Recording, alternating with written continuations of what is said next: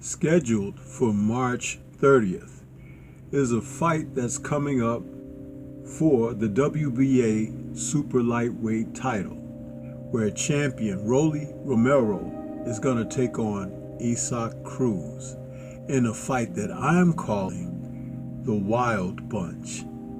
This could be an interesting matchup and an exciting one all the while. Let's talk about this fight.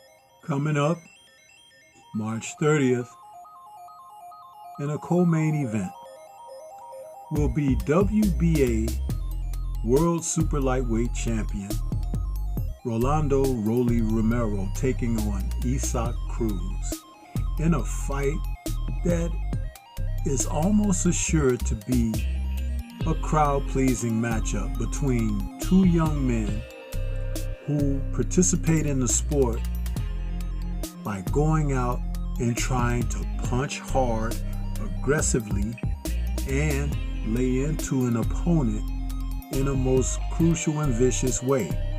That doesn't mean that they're adept and proficient at it, but it does mean that sparks will happen and fists will fly. It's something that most boxing fans tune in to watch boxing for.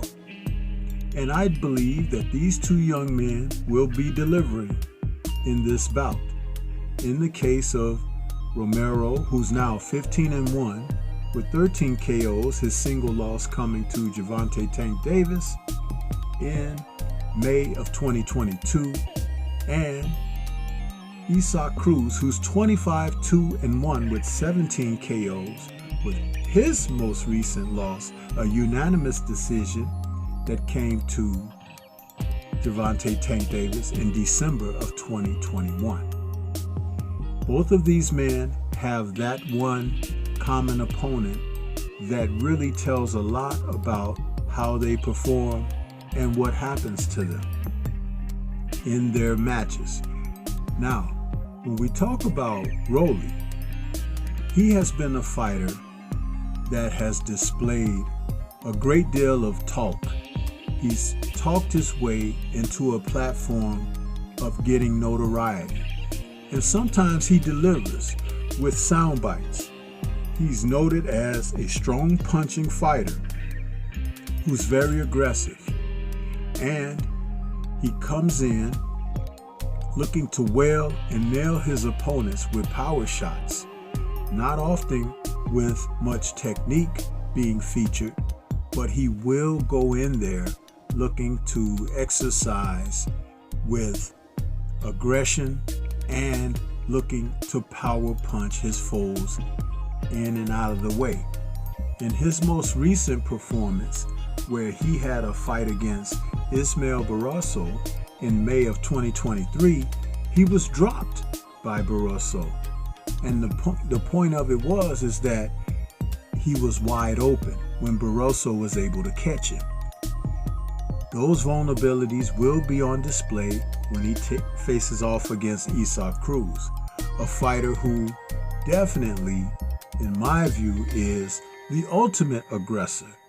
He's very strong, and he lives up to the nickname Pitbull, coming in usually behind a closely tighted guard with his chin tucked into his chest, Pitbull will look to wade in and get within mid-range and begin an onslaught of hooks and power punches to the liver, to the kidneys, to the breadbasket, to the belly, and to the head.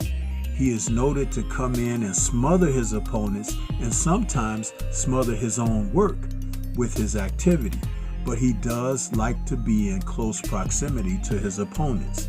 And that can be very crowd-pleasing for those who want to see fighters rumble and mix it up. The other aspect of this that will cater to the crowd in this respect is that Rolando Romero has a porous defense. When he's in there, he's so busy trying to set up timed power shots that he leaves himself vulnerable to the other fighter's activity. That's how Barroso was able to capitalize on him and catch him and put him down. Although after getting up from the knockdown, which he was really dazed, he was more mindful of the power punching older gentleman, and he was able to weather the storm, so to speak. But will he be able to do that against Cruz? That remains to be seen. Cruz, who also has a few issues that should be taken note of, and that is simply that he also will find himself in circumstances where he is easy to hit sometimes, and that's when he's being reckless and he's going in against his opponents with reckless abandon, looking to loop these shots in, the hooks and uppercuts, looking to bully his opponents. A lot like Beck the Bully, but a smaller version of it. Will he be able to get away with this against Romero?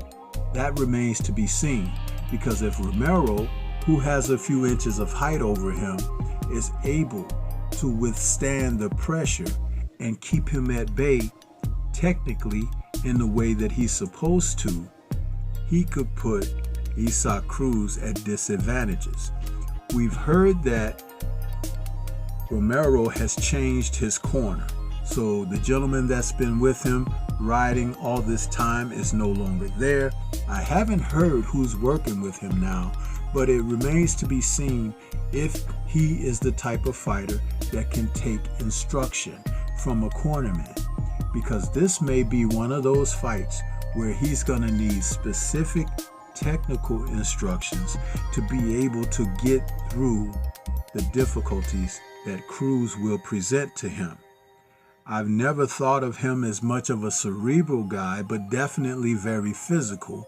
And in this fight, his mental faculties and his approach psychologically to boxing are going to be traits that he's going to have to rely upon.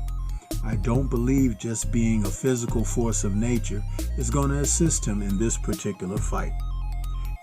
Cruz, on the other hand, is accustomed to that. He likes the contact. He likes the rumble.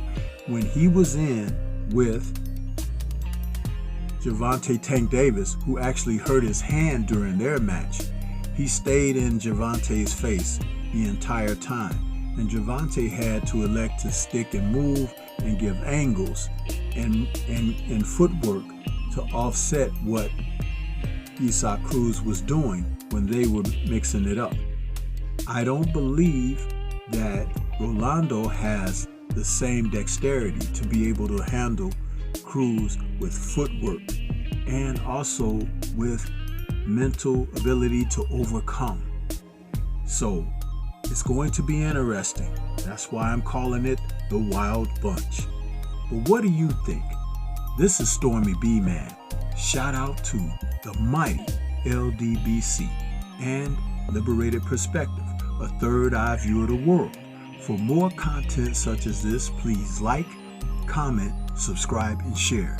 Let me know what your thoughts are as we begin to build the anticipation for this fight. Peace to everyone out there, and everyone please remain safe.